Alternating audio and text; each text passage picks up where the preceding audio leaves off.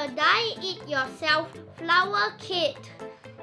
We are excited! Thanks to Science Center for the special gift. First, fill the glasses half with water. Next, add in at least 3 drops of food coloring into the water. Mix it well.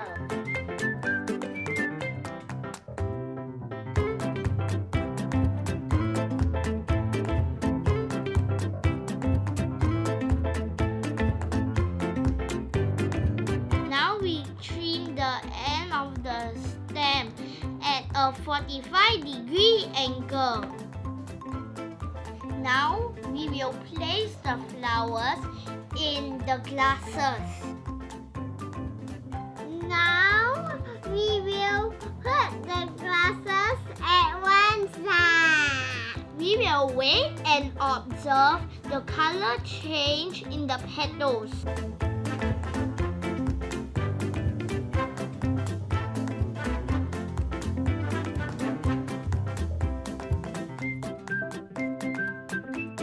Look, the colors of the petals have changed.